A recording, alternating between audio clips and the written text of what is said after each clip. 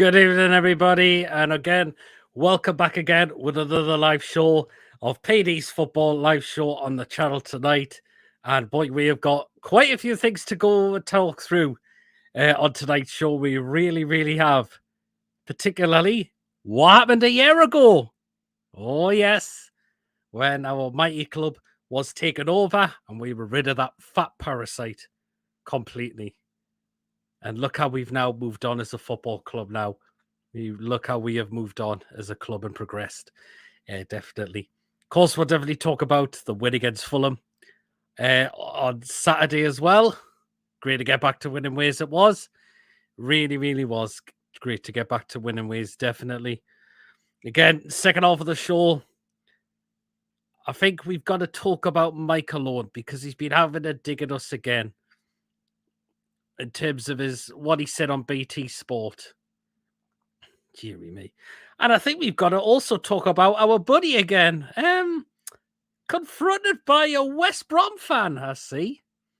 And yet his son didn't like the criticism and apparently stuck a middle finger up at the fan. God, boy. Couple of cretins they are. Cretins. Absolute cretins they are. Well, and last but not least, what happens when we have another show? Oh, yes. We got quite a few to go through tonight. Got some really good ones. We do have a pretty funny one as well, I've got to admit. So there you are. We just rattle through comments. Joe Cow says, I repeat. Hope you're well, Joe. And Niles in the house. Evening, mate. Hope you're well. And again, if you do enjoy tonight's show, guys, of course, please do, of course, stick the thumbs up on the video. Please do hit that subscribe button, of course. If you're new to the channel or if you enjoy the content, you're not yet subscribed, please do hit that subscribe button, of course. And feel free to donate as well because Super Chat is available. So feel free to donate. Feel free to become a member as well of the channel. And, of course, do hit that notification bell and it will let you know, when we do or when I am going live or when a video is put out on the channel. So, was any more comments coming through? Is this the food stream tonight? Yes, that will be happening within an hour of the show, buddy. Yes, that's happening when we have an hour of the show. So, there. David says, hi, Peter. I like coffees in the house. Hi, Peter and all. Let's get two guests in because they're already here. So, we have got Will Mason. Yeah, he's going as well. Oh. Good evening, fellas. Evening. Are them new glasses you've got on, Gordon? Aye. I said I'll come back in. No, that's fine. You're on. Yeah, can you see you? Oh, okay. Fair enough. So there. Well, let's kick it off, Mason, with what happened a year ago. Those seeds outside St. James's Park last season. Not to mention those words from Amanda Staveley. It's done. And look how we've needed this takeover. Look where we are as a club now, and look at where we're going. It's changed because I said last night. I've been under 14 years of Mike Ashley. Well, 10 years because 9 years actually because I've been supporting Newcastle under his regime, and this is the best year I've ever had as a Newcastle fan. Because I've never seen the amount of money it's been spent on in and out with the club. It's just been really good, and hopefully may it continue. Absolutely, yes. I mean, not just in terms of getting new players in, but the work on the ground itself. They try to work on the training ground as well. Not to mention the vesting in the women's team as well, which is just absolutely amazing now with what our new owners have done with this club now. It's the best thing. I think it's the best thing the club's ever had because under our dear Cockney friend, he wouldn't have done anything with it. He wouldn't have Absolutely not. He hardly did anything with the playing squads with both men and the women. Did nothing with inside the club. The only thing he did was putting up Sports Direct signage around the ground. That's the only thing he done. Yeah, absolutely. I mean, going. Remember those words from Amanda Stavely? It's done. And look how we've changed as a club. It's this one year day. I remember this time last year was the best day of my life when that Cockney Cup went out. Yeah, absolutely. It really, really was, wasn't it? After and look where 16 we years, are. 16 years with help, 16 years of hell with him. I mean, if we didn't have this takeover, we were stuck with Ashley. We were still stuck with Bruce as manager. Be relegated. We wouldn't be a Premier League club this season. No, definitely not. Peter, I agree with it. We'll be relegated. Yeah, absolutely, we would have been. And we won't have the players that we've got now. Yeah, we wouldn't have certainly had some of those players. Bruno wouldn't be here. Trippier wouldn't be here. Botman wouldn't be here as well. Or Pope. Yeah, possibly, yes. It's been the best year so far. Certainly was, hasn't it? Hopefully many more years to come. I mean, it doesn't feel like a year. It's just flew over. Well, it does. Like, I was thinking that today. I was thinking a year today. Wow, it doesn't feel like a year. I mean, it's just gone quickly, hasn't it? Just like that. Liam says, last year was the greatest day of my life. Most of my time as a Newcastle fan has been under been under Ashley. Yeah, me too. Absolutely. If we still had Ashley and Bruce, we will be doing the Sunderland. Yep, no doubt about that as well. I want to think we'll be in the League One, but I think we'll be in the Championship. We would be in the Championship this season. Really, probably struggling as well. But Since he is really struggling in the Championship as well. I think he gets that right. Yeah, even obviously says we wouldn't have had ASM, Julian, and so many existing players too if we got relegated. There would have ASM particularly would have been out the door. I actually would have sold the money. Well, yeah, they would have wanted to be out the club as well. So Just good times ahead. Yeah. Oh, just a reminder, guys, the link, if you want to come on tonight's show, I do have the link pinned in the live comments, so feel free to get yourselves on. And I'll see you in the waiting room and bring you on. So there. These are my new glasses. I've been opticians this morning. Oh. Of course, the War Flags are having a display on tomorrow as well for the Brentford game. I'm looking forward to seeing that. Number 1 year celebration, takeover anniversary as well. And it's going to be a good one. I mean, they put out a statement yesterday, and I knew they were going to do something to celebrate the takeover anniversary. It's going to be good. Whatever they got planned, it's going to be really good. Certainly is, isn't it? Evening, everyone, and happy takeover anniversary. Might come on after the England women's game, currently 2-1 up. Yes, women are winning 2-1 against. They are. Now, quick check. I don't know playing. I like Covey says War Flags will unveil a giant banner with a birthday cake for PD Proudlock. Happy birthday for tomorrow, mate. Thank you very much. Yes. So yes, that's what I'm currently celebrating tomorrow as well. So hopefully Newcastle win for you as well. That would be good. Yeah, certainly would be. Yep, indeed it will be. We'll wait and see. Are you going drinking after the game or just back home? Oh no, I'll be staying out. I think I'll be on the beers or whatever after the game as well. So, go to Quayside. I don't know where I'm going to go yet. I'm not decided. Plans. So there, but hey yo. I mean, St James's Park Mason will be bouncing tomorrow. Oh well, I experienced that last year with obviously the Tottenham game, first game under the new regime. It was just bouncing, and then going to a year now will be the same atmosphere tomorrow.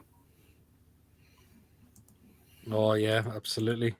It's going to be one hell of an atmosphere. I really look forward to celebrate your birthday as well after the game. Absolutely, Lawrence. Yes. as well. So there you are. Well, let's touch on what happened last Saturday.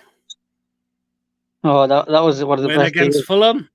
I mean, Mason, it was just good to get back to winning ways, wasn't it? It was going to be a tough game, but it was a very comfortable win down at Craven Cottage last Saturday. I think once Nathan Chalobah sent off, I said to my mates that once Chalobah got sent off, Fulham's game plan's just going to go out the window. And look what it done. It was out the window. We were 3-4-0 by half time.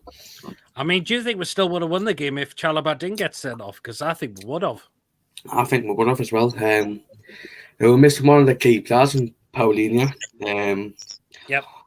Mitrovic was back too quickly, so he had to be off injured again. I think, yes, it was a must-win game. And then obviously 8-9 minutes in, they went down to 10 when the game plan went out the window, and then we just won that game comfortably. Yeah, we certainly did, didn't we? Absolutely did. I mean, Gordon, it was a red card for Chalobah, wasn't it? Oh yeah, I watched it a few times. It was an awful challenge. He could have broke if he didn't get his leg out the way, he could have broke his leg. I mean, if that was a broken leg, what would Marco Silva be saying then? Because he came out and said that wasn't a red card. Is he playing this thing? Was he watching the same game we were watching? Well, that's what you wonder, because it was a naughty tackle by Chalobah. Imagine if he broke Longstaff's leg. Could have Longstaff's foot wasn't planted in the ground. That could have been it could have been a career ender, that as well. If he wasn't careful, but yeah, it was a graceful tackle. It was me and PT going to be pole dancing in Rusty's. Jesus Christ, we still win. We still win that even without the red card. Yeah, absolutely, because I thought we controlled that game from start to finish. I think we would have beat them with 11 men. Yeah, absolutely. Silva should go to Specsavers. Absolutely. How can you say that's not? How can you say that's not a red card? Beat the Specsavers. I mean, it was just a woeful challenge. Yeah, it was a disgraceful challenge. Biggie had one of his best games for the club overall. To get 2 goals in a game, I think that's the first time he's done that. And look what that meant to him. I just hope this is another order from Mickey. Hope we can go and continue this for the full season. Yep, just consistency. That's all he's lacking in it. Consistency. He has been doing that at times, but yeah. But it's possible. We just want to see that a lot more often, because I believe we can. I really believe we can see that a lot more from Miggy. I mean, I think he's really starting to improve. Yeah. Points wise, if we didn't get screwed over by the referee, we could be on 17 points now. Could have well been, yes, absolutely. But we are into the double figure mark. Better than last season. Yep, it certainly was. So there you are. What do you think the score will be tomorrow? We'll get onto that at the end of the show, Joel. Or if you go watch the preview, I gave mine yesterday. So, well, I'm going to go for 3-0. Wilton, Bruno.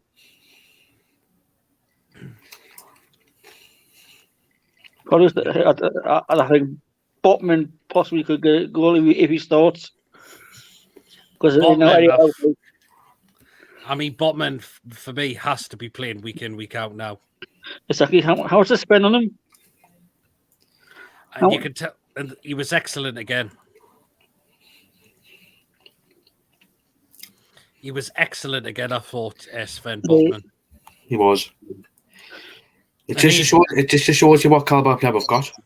Yeah, he needs to be playing week in, week out now for me. He's a Champions League quality defender. I mean, he was very unlucky not to score last week, where Leno touched it on the post. But the good thing is we had a player, Sean Longstaff, to follow up with that rebound. He wasn't going to miss to put us 3-0 up in the game. Next day, I'll go for 3-0 tomorrow. I think Wilson if Wilson starts, he will start Wilson. Yeah, I And believe he will as well. I think he'll score at least a couple of goals. Yes, I really believe that as well. And I'm going to go for short to score one of those screamers and he scores. That would be great. We'd love Botman to be like our Vincent Company. That's what I've said. That's what I've said. Once we signed him, I said to people, if he does well, he could be our next Vincent Company, because Vincent Company did the same when he signed for Man City from Hamburg. He was young, up and coming. He was looked at by various clubs as well, and then came to Man City, and that's the same with Botman. Yeah, Botman and Chair to be our centre-back partnership. I totally agree with that as well. Yeah, definitely. It should be. There's no offense against Dan Bird, but he's just too slow. That's the problem. I think Bird could struggle against pacey players. Look at the Bournemouth game. Bird was too slow to get out. Yep. I think we'll win 2-1. I mean, it's not going to be a very easy game. I mean, I think Brentford have done very well this season. They play really good football under Thomas Frank. They play attacking football as well. So they're not going to come and pot the bus. They're not going to do that. If we play like we did against Fulham, start the game like that, attack from the first whistle. Yeah. Obviously, going on with Brentford, the past three transfer windows when they've been in the Premier League, they've recruited well enough. That's how they've stayed up, because they've recruited well. No doubt one of their best signings so far in this league. He was only there for 6 months, has to be Christian Eriksen, because I think, I don't know if they were in the relegation places, but that season, if he didn't come in, they would have went down. But he generally kept them up, and they've recruited well in the summer again. And Dam scored. Yep. Brentford got dangerous players to have, of course. Tony. Canos. Yeah, De Silva is another one. Is it Fisa? Yes. It's another good player they've got as well. Was that De Silva that scored against Newcastle in the Carabao Cup? Was it not him or that? I was thinking Baptiste or De Silva. I think it was De Silva. And he got sent off when we beat them 2-0 at their place. Oh, and that's what Willock scored, didn't he? Yep, he did. David says, have you got your Crystal Palace Cup tickets yet? I got mine. I'm sitting in my old seat. Yes, I have mine, and I'm sitting in my seat as well. I haven't got mine yet. When's that game? Is that the 9th of November? Yes, it is. Oh, guess what? I got my Newcastle stuff for Christmas. My mom's got it. Oh, nice. And then the hometown. Nice. I mean, so there. Well, let's, of course, go on to our home game, of course, against Brentford tomorrow. I mean, it's going to be packing atmosphere. Good news is, it looks like Joe Linton is fine. I know he was on the bench against Fulham, but didn't come on because he was feeling a bit injured. And it looks like we could have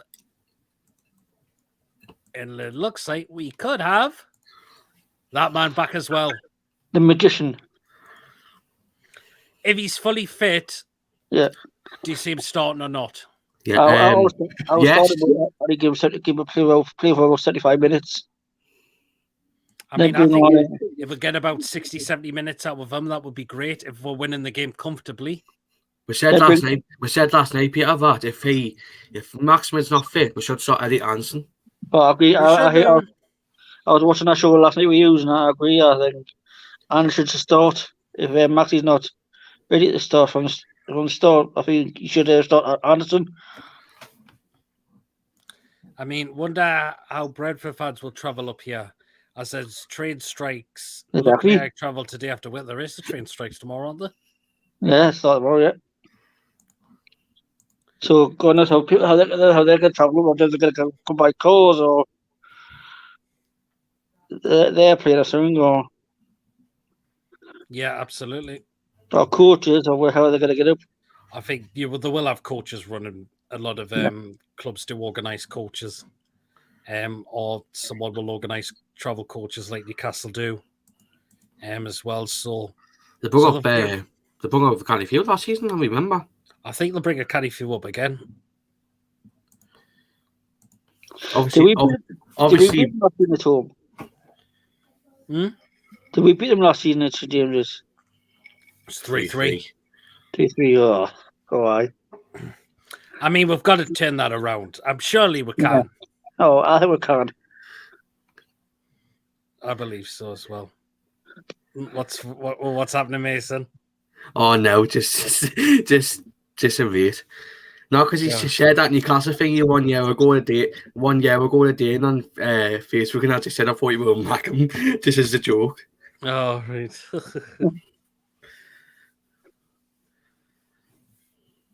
So it's gonna be a good game tomorrow. I feel we're gonna win that game at least 3-0, 3-1. We did. We beat them away, though. We certainly did. We certainly did. Of course, they came off the back of a 0-0 away draw away to Bournemouth, but Tony missed a great opportunity in that game, which he didn't take. I feel sorry for him in the England games, not getting on. I mean, the reason we drew 3-3 with them last season, we were really got outdone by some poor defending, some really poor goalkeeping as well when Dollar was in net for that game.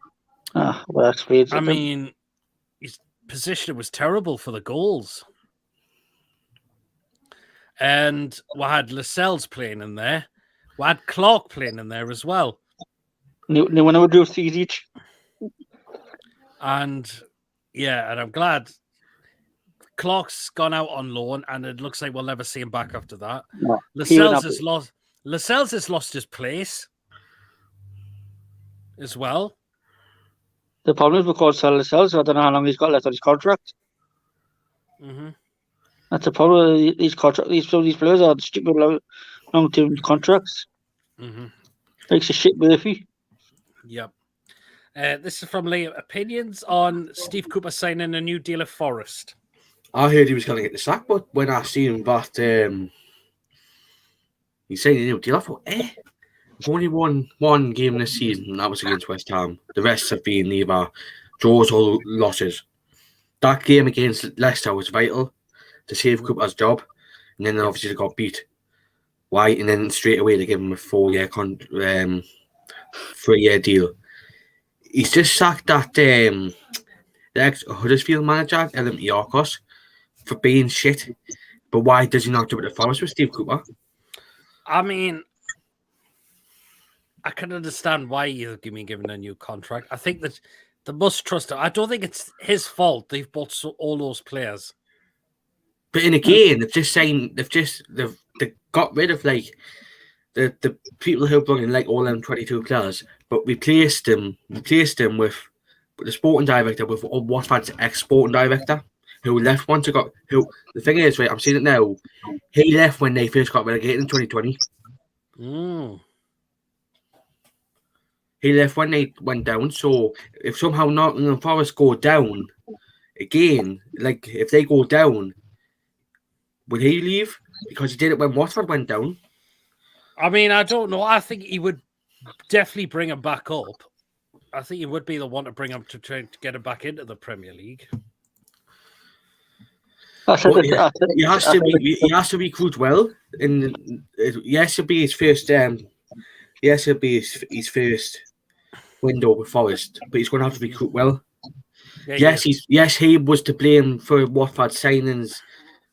Obviously, he bought him Ismail Assar, but it wasn't good enough to keep him up because he was Watford's. He played for Watford, but he was his own player. He was like not passing to anybody else. He was because he was thinking he was the best player because he's Watford's record signing. He wanted to be the big high profile player. Then he got relegated with him. But is he going to do that for Watford for Forest, bringing high profile players, and then they go down in like the first season and a half in the Premier League? Mm-hmm. Will he want to do that for Forest, or he might want to improve himself because he did it with Watford and then he sent Watford down. Yeah.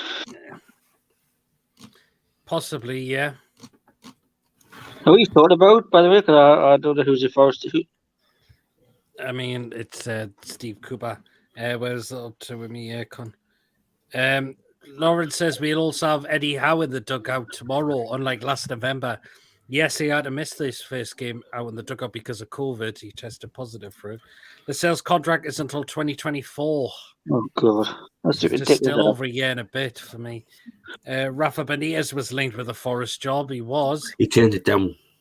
If you haven't heard, if you haven't heard, he turned it down.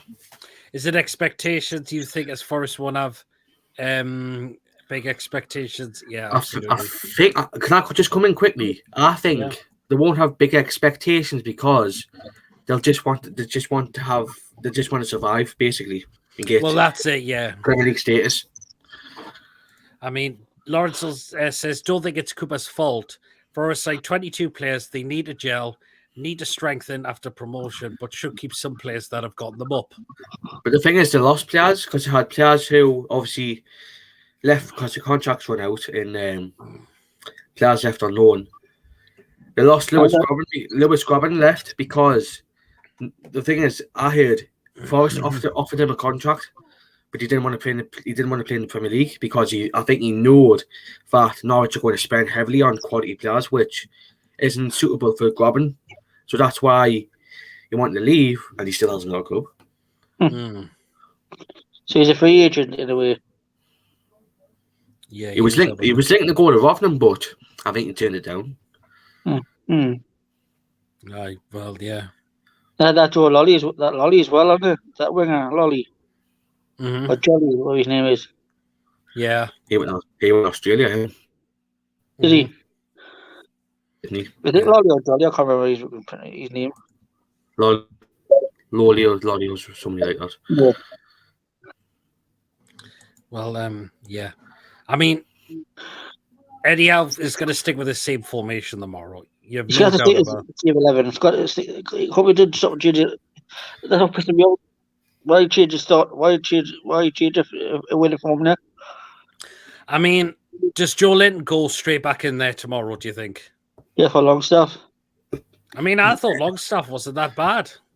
If somehow he starts Longstaff, and if he plays the way he plays against Fulham, he'll want to push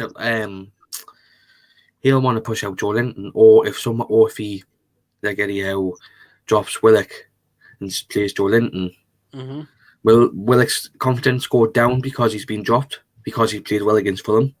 Because his confidence might go down.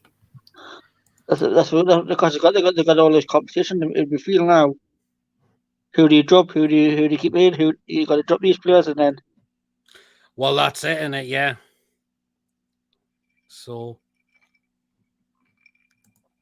Liam says rather remain far from the playoffs. They're not, are they? I don't think they are. I think Derby will be thereabouts as seen as well in the playoffs. Lauren says he can't see him making any changes in the midfield, so he thinks Eddie Howe's going to stick with Longstaff, Willock, and Bruno in there tomorrow. Yeah, I won't be surprised because he seems to be a big fan of Sean Longstaff. Yeah, as I mentioned, ASM looks like he could well be back for tomorrow. Same with Joe Linton, but it looks like Shelby and Isak are not going to make it yet. Shelby's not far away though. The same with Isak; he's not far away from coming back as well. Isn't he? Yeah, but I don't think Eddie Howe is going to risk them. Oh no. Well, the next game after tomorrow. Yeah, definitely. Well, the next game tomorrow, Pete. Liam says the likes of ASM will be that impact sub. Do you think if he is on the bench, do you start Anderson on the left tomorrow? Because I certainly would. I said all season. Why is Anderson not in that starting 11? Should be given that chance in that starting 11 now. The last two games he's come on. He's been great. I just don't know why he's not given that starting. I mean, it's about time. He can't make this. I don't think he can make the step up. Why can't he? Because I believe he can.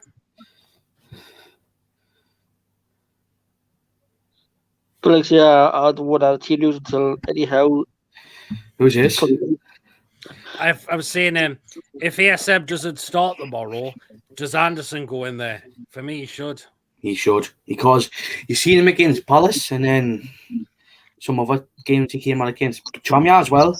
No disrespect to Tranmere, but they're a League Two side. But he looks a decent player. He looks a decent player because yes, obviously he played against Tranmere last season in the League Two with Bristol Rovers, and then obviously he knows what to expect to play against Tranmere. Yep. And then got promoted with them, and then he got promoted from the under 23 to play in the Premier League. He just looks he looks the same player as where he was at Bristol Rovers, a top quality midfielder who, if he wants to, like, give Alan Saint-Maximin half an hour tomorrow to start Anderson. Why not? Why not? Murphy wasn't too bad, but I don't think he's going to be. I don't think he'd be consistent enough for me. Exactly. I think if we sell him in January, we're going to have to get an upgrade. I mean, I think we need a new winger in. I would be surprised to me if we are in the January transfer window for a new winger. I think we need to either get I don't know if I want to do it yet. A high profile player from like a league what is progressing, because the Australian league where we're saying that lads from, they're progressing. That league's progressing. They're getting they've got loads of quality teams. Well, at least league is quality, mind, because I've watched a few games, but he's high profiled. His brother, in fact, if you haven't known, he got a move to Stuttgart because of his quality. Now his younger brother, who is him, who we've just signed, has just got moved to the Premier League, and now that family has two brothers who play in not one but two of Europe's biggest leagues. And this young kid that goes in January, I think he's going to go on loan to a European club. Yeah, could well do, but I think Newcastle are going to steal it because they want to keep the work visa sorted out. Yeah, something like that. I won't be surprised if he gets Stuttgart to see with his brother. Possibly. Our next game is at Everton at home, I think. Yes, it's Villa on the 29th. No, I think we've got Everton in midweek on the 19th. Oh yeah. Wednesday night, yep. Oh yeah. Yep. I thought it was Villa. Man United away, then Everton at home, yep. Murphy will be gone in January, in my opinion, according to Liam. Also, but for his contract, who's going to... When did the new owners kick things into overdrive? We complain over 4 or 5 players costing $100,000 a week. See, you're playing Holland nearly $1 million a week. We are away still. I don't think he's on a quarter. I think he's on about 350 at Man City, Holland. Martin will tell you if he's watching this show. But we've still got average players who are nearly adding up to that $100,000 a week. That is the problem. That's actually going to ship with contracts. Who was the last Australian player we had? I think it was it Curtis Good? Mm-hmm. Oh yeah, who barely got a sniff in, didn't he? If you want to say like high profile Australian, Viduka. Mm-hmm. Oh, Viduka. Villa's the 29 this month, yeah. But I think that was Curtis Good was the last Australian player we bought. He was club. When he came in, he had like because he was profile because he came in from Melbourne. Mm-hmm. He had profile, but injuries had cost him. Look at him now; he's a regular starter for Melbourne City. Yeah, he is. Jordan Lawrence says, forgot about Curtis Good. Did Curtis Good end up at Bradford? I think he was there on loan.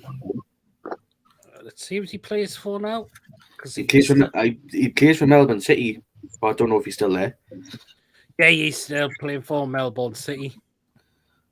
Australian. Yep, plays for Melbourne City. which he moved there in 2018. He was, Good of luck course, to him. He's we back got up, it isn't from, we got it from Melbourne Heart. He went on to Bradford on loan in the 2012-2013 season. He then went to Dundee United on loan in 2014. And then he went to Melbourne City in 2018. He's nearly got 100 appearances and 5 goals. It just shows you what Newcastle missed out on.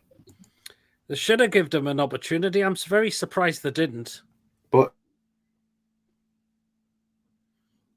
yeah. Oh, I think you've got on mute there, Mason. what we're seeing, I think it was injuries and not wanting by like the managers what we had at the time, because he got released when Benitez was manager.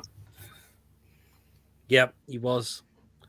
I forgot Curtis well remembered. Sir played well against Morecambe in the cup, but did start that game against Oxford. He did, didn't he? I think that's when we lost 3-0 in the championship at the time. I remember that. Moffat was a pretty good. I think Moffat was good when he was there. It was all right, not too. Was it Bradford on loan? They went initially kicked out the FA Cup for playing him when he was eligible, but won an appeal. That's right. I remember that now. He's got good memory. So was Mason as well. Remember him? I can't even remember that kid is good. Yeah, I remember playing him. Played a couple of cup games. I know he did against Morecambe. Yeah. Meany played 223s. Yeah, he did, didn't he?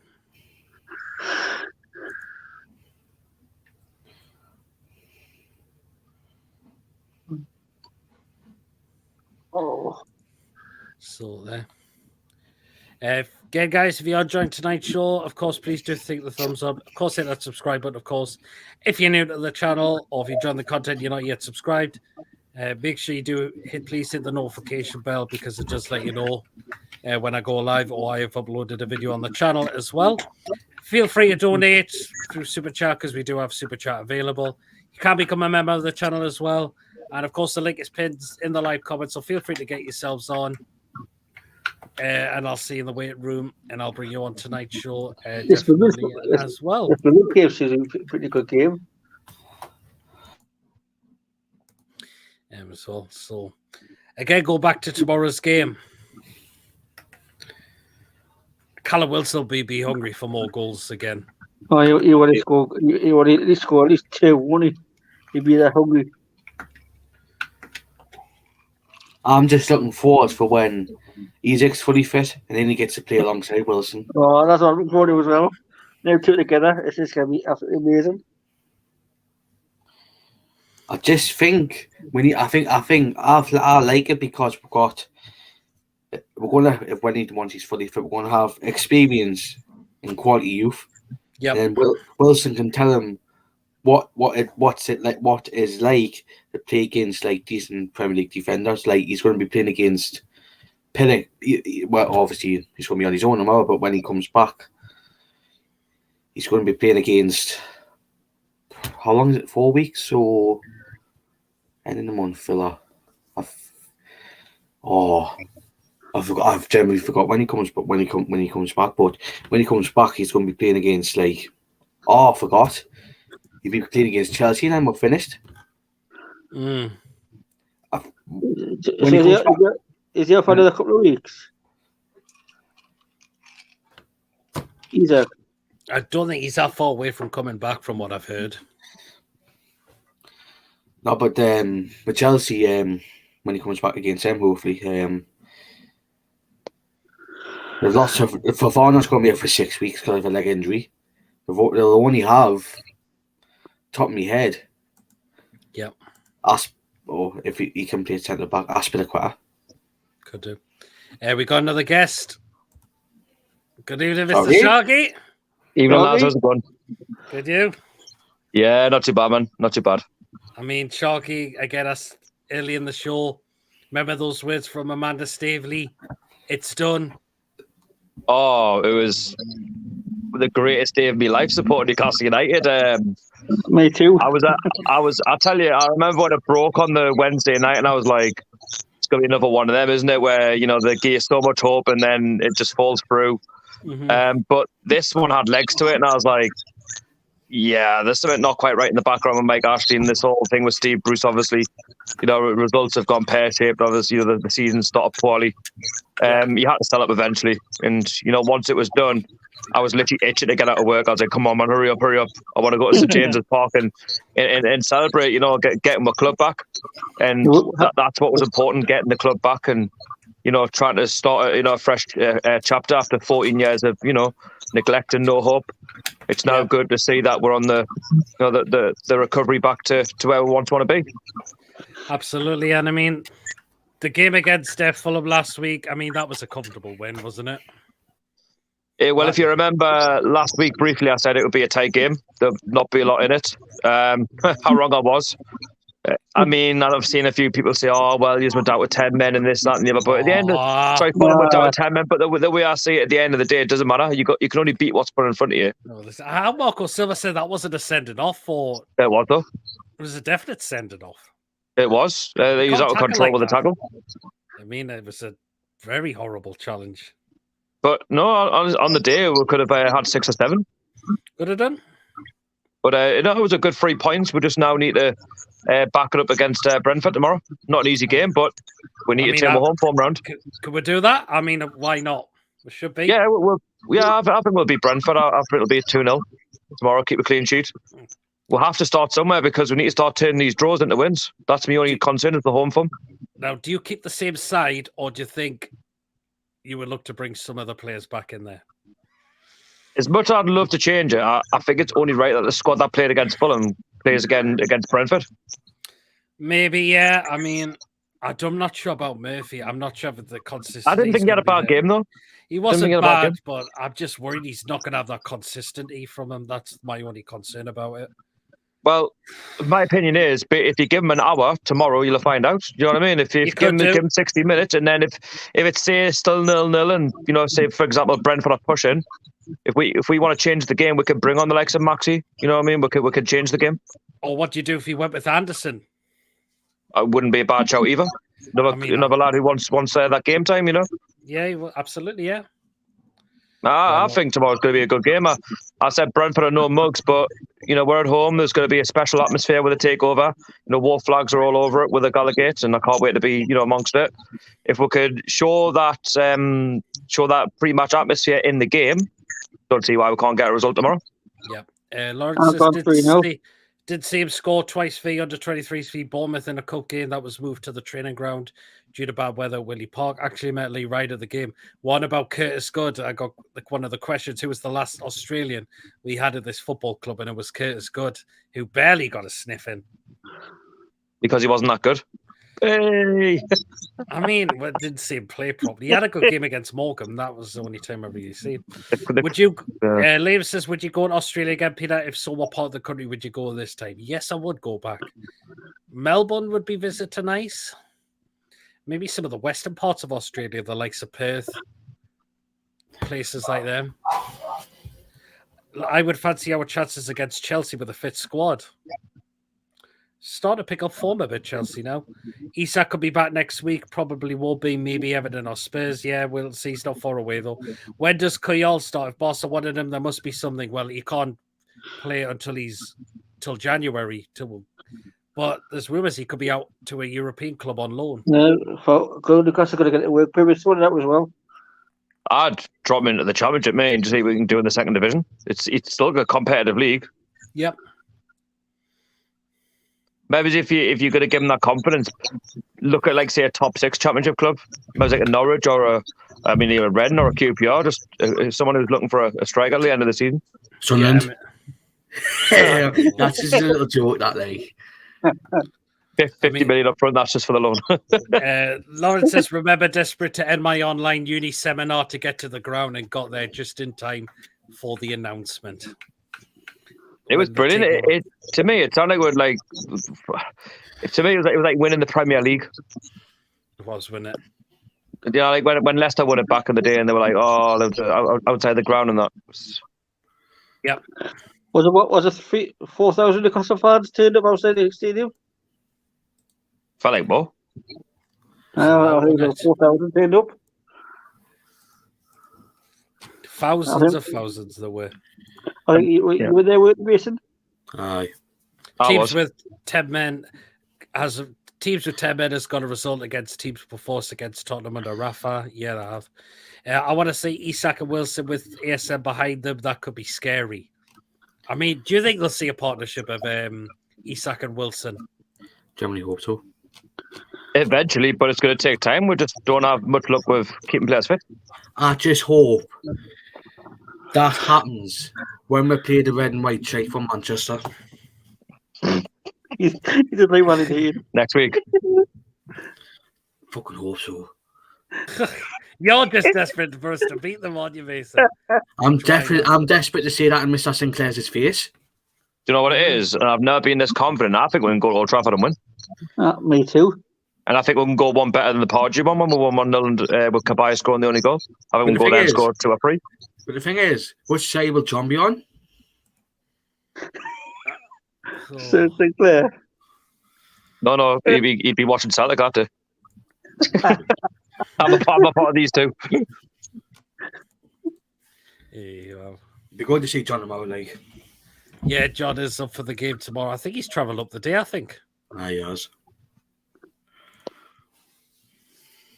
Yeah, I'm pretty sure he's up for the game the day. But I'm just hoping we do make it back-to-back wins because it's possible. They're at the 14 points. Yep, absolutely. Even though should be at 18 and 80 points by now, if they get screwed over by 4. We just need to start turning those draws into wins at home. That's my only concern at the minute. Yep. That's it, but we can do that. I think we'll beat Everton at home as well. Why not? See, Everton have started turning around a bit of form at the minute. They have, in a way, but... It's about whether or not they can be consistent. They can do it on a consistent game-by-game basis. Yeah, that's it. I'm up to my comments. Norwich got Pookie. They don't need a striker. I think Pookie's well into his 30s now, isn't he? And they got that Sargent as well. Man United, even in Manchester, it's in Salford, Old Trafford, I believe. Salford. The refs will make sure Man United will win. Depends who's referee on the day. I watched last week's derby. Man City just tore them apart. Haaland and Foden. Lawrence says, fancy Everton to get a draw v Man United. Have to say it's a disgrace that the game's on a Sunday night. Why is it on a Sunday night? I just don't get it. It'll be BT because they usually have the early kick-off and there's no early kick-off tomorrow. And it's a bit weird, but might be because there's somewhere else tomorrow. The early kick-off tomorrow in the National League. Otherwise, that Everton Man United game would have been the early kick-off tomorrow, you'd imagine. Would have been, yeah. Absolutely, yeah. I actually think Everton will beat Man United. I don't know why. Would do. Everton's home form will be enough. I think Everton are playing well at home. You know why? That Man United game is on the Sunday night on BT Sports because Dagenham play with Southend in the National League at 12:30 kick off on BT tomorrow. That's why. I thought it'd be something to do with that. And the National League games on tomorrow, so that's why it's the morning. One thing I don't miss is those Saturday 8 o'clock games. Oh God. I know. So the Premier League's going to be busy for the next few weeks. Going to get at least 30 games in the next 6 weeks. Well, hopefully we'll pick up some points. Yep, absolutely. We're up to the refs are biased towards the Big Six. Nicky from West Ham Fan TV said a similar thing. They are still in a way on the Everton's home form will be enough. I just read that one. Usually National League games on BT are 5:20 kickoffs. They are, aren't they? Yeah, but sometimes less stated, they can change them. Hate it when we keep getting Saturday 8 p.m. games, especially being unable to go. It was just pointless, though. At the end of the day, it was a money-making thing. You know, people have got things to do on a Saturday night. We had a lot there because of COVID, didn't we? Like, I'm not being funny. Who's going to, like, it was under Steve Bruce at the time. Who's going to watch Newcastle versus Burnley unless you're a Newcastle or Burnley fan? On an 8 o'clock kickoff on a Saturday night. White Trout says United were crap on Thursday, nothing to fear. When I seen that, when I seen they were getting beat fought, I was generally in Newcastle City Centre. I just laughing my head off. People were thinking, why are you laughing your head off? I was just going to say, because it's a team who are absolutely shit, getting beat off and getting embarrassed by a Cyprus team. The way I say it, we just got to take it game by game because obviously we've got to play Brentford. It could be one game to the next. Like we play well against Fulham, and then Brentford could be one of them games. Do you know what I mean? Who knows? Yep, absolutely. I mean, United were crap. I just read that one. I mean, I did think Man United were that fantastic as well. Oh, crap last night. I don't know how they wouldn't have given 2-1. I mean, a team from Cyprus, you should be put way to bed. You know who manages them as well? The ex-Celtic manager. Neil Lennon. Yes, isn't he? I was embarrassed. Oh, I wouldn't even want to watch us under Bruce. Oh, God, who would? Exactly. He gets sacked.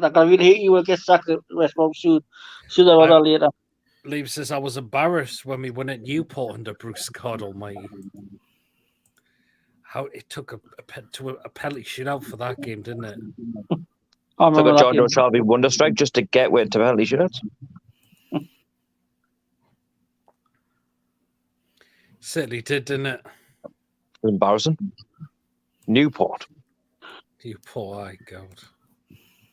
It was just like when we beat, Morecambe 7-0. Everyone was getting like excited over. I'm like, they're a bang average League 2 side, not very good. And we went to another League 2 side and we were crap. It papers over the cracks of how poor Steve Bruce was the manager. Like we should be comfortably beating League 2 sides, but we don't make it easy for ourselves. We never did under him. There was never a game where I thought we were comfortable.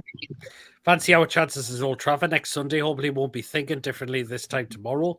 I mean, we should be going into that game with no fear at all. Same with any game, really. It's just the way Eddie Howe's got to play.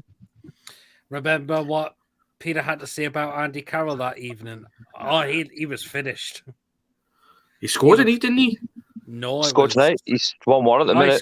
He scored the night, didn't he? 2-1. Lyndon Day scored a penalty. He's number 2 now. I didn't even celebrate a goal against Newport. Even a Man United fan understood me reason. I thought he was finished, Carroll. I thought he was retired by now. Number 2, Andy Carroll.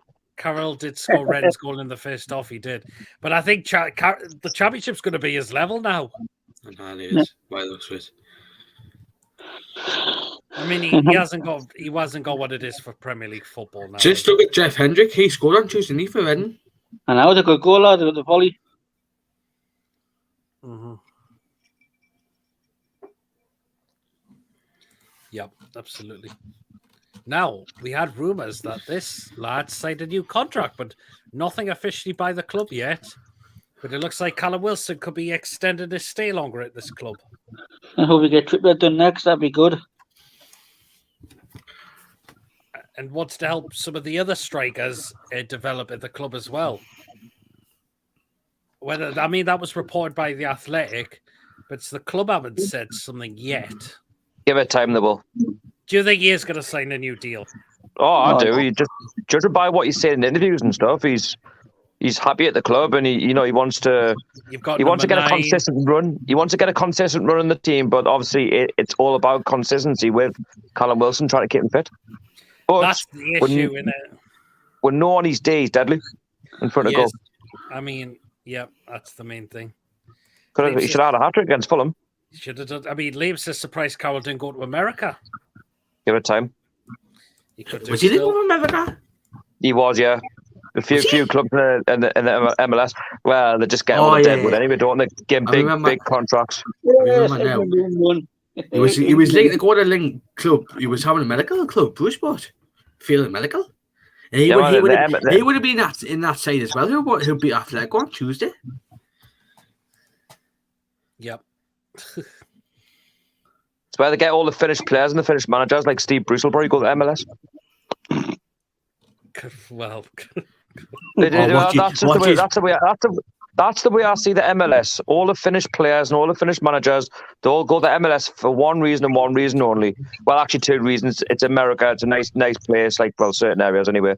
And then obviously they've got the money as well. They've got the financial side of it.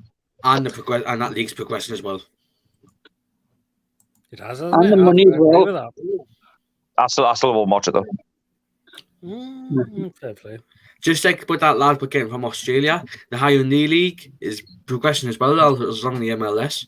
I genuinely hope we'll get a few youngsters from the MLS as well, because it's another league what's progressing. Maybe, I wouldn't want Steve Bruce at my local non-league team. Fuck. Like the MLS isn't. It's not the worst. I just can't watch it. I can't watch a full season of MLS, if you know what I mean. I might pick up the odd game.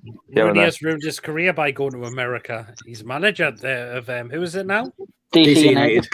That's it. Second spell. Yes, it is a second spell, isn't it? I want to see who he hasn't playing from. Because he left Derby, then obviously Derby had their problems, and they got the takeover. Now Paul Warren's the manager. Yes. From Rugby. He get the release in the plus this season. Should do. So far, Wayne Rooney has signed Christian Benteke and Ravel Morrison. Christian Benteke, what? I mean, Benteke, he was great for Villa, I thought. But the other clubs just didn't really work out for him at times, did it? I think Liverpool was on the edge of ruining his career. He was very hit and miss at Crystal Palace. He didn't know what Benteke was going to turn up. Yeah, that was the thing.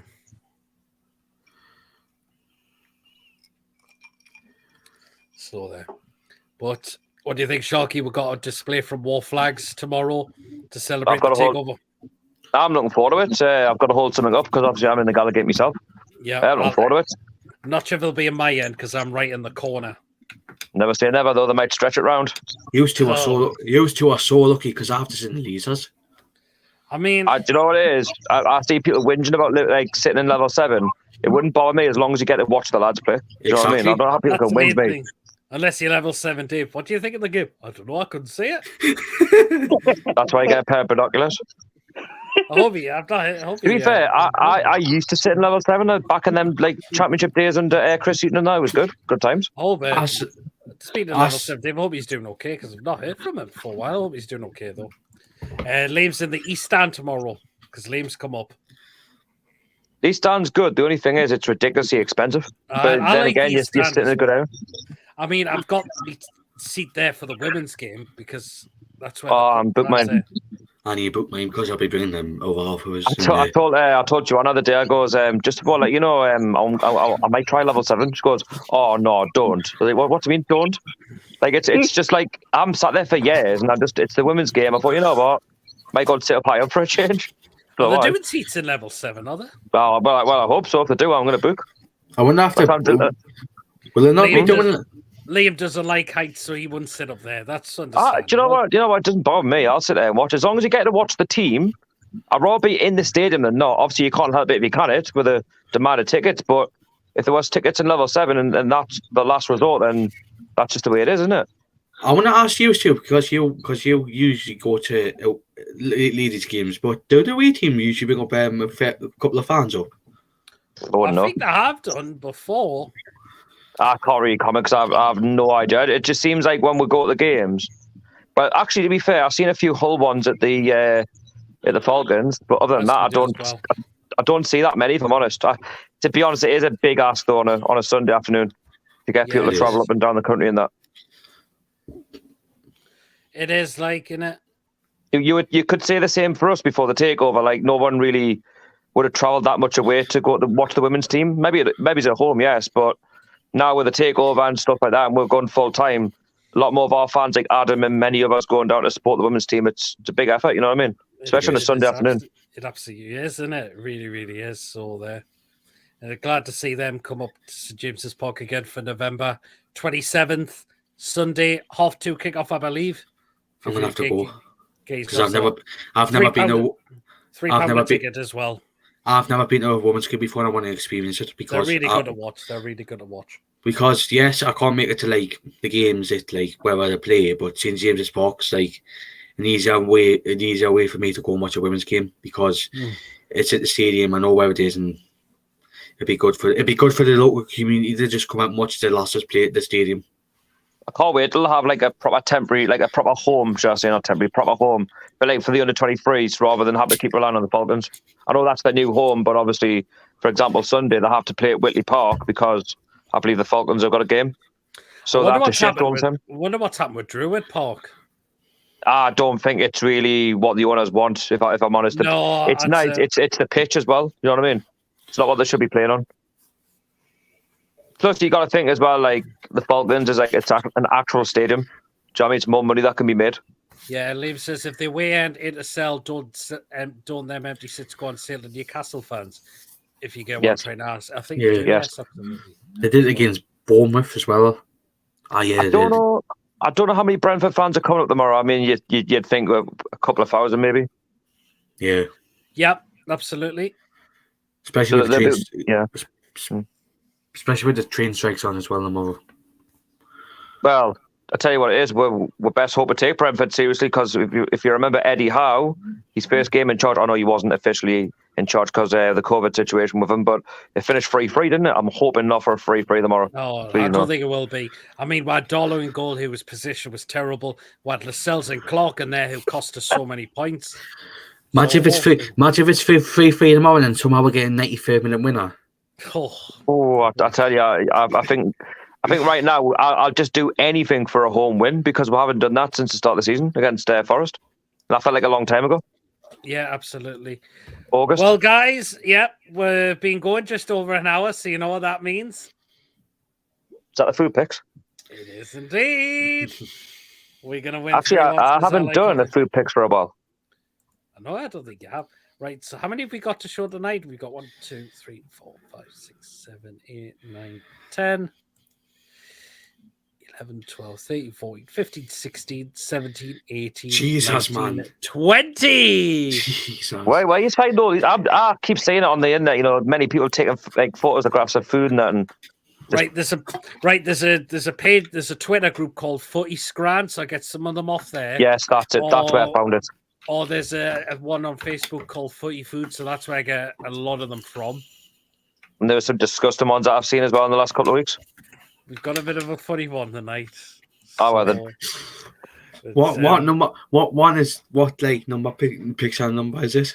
Well, I'll tell you when we get to it. So. Oh. Right then. So okay. Right then. So this is what we've got for tonight.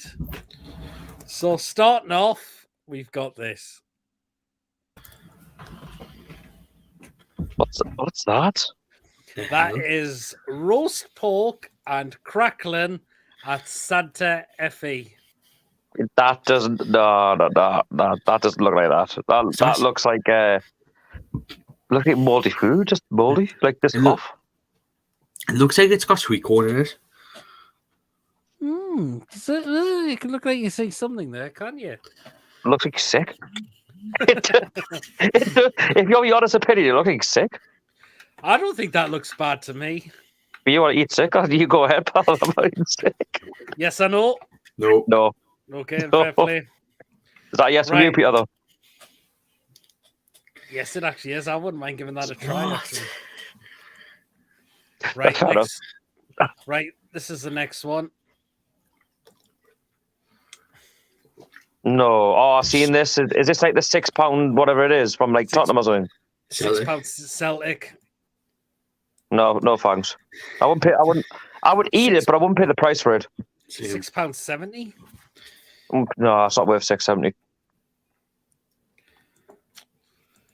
Okay, fair play. Oh, we've got another guest who's just come in quickly as well. When he loads up. Good evening, Lewis. Hey, Lewis. Hey. Right, this is the next one. Oh, that looks delicious, that lady. Yeah, that's good. Full English. Take the mushrooms away and I'll be happy. Full English breakfast box at Tilbury FC. Yes. I just don't like mushrooms, so just take them away and I'll be more than happy to eat that. Oh, I would happily tuck into that. I would tuck in that without the egg and the tomato. Tomato, is it tinned or is it normal tomato? It looks like tin tomato. I love tinned tomatoes actually. So yeah, you are. Whatever works. Yes or no? Yes. Yeah. Yay, yes, nice one. I would say The first, yes. No. I saw the first one. I wouldn't have the first one. Right, this is the next one, and this is the funny one. Oh, yeah. Right. Oh, I think we're trying to get. I think Lawrence is just trying to get in at the moment. So what we'll do is we'll get him in when he What's loads it? up, and then we'll show this funny one. I think he's What's taking it? a while. I think he's taking a while to upload. That's the thing. Or to come in, Lawrence. He's there, but I kind of see him in the background. But anyways, let's get the funny pic on screen. You ready? Oh God! This is it. I've seen that one, man. I see that one, you would do.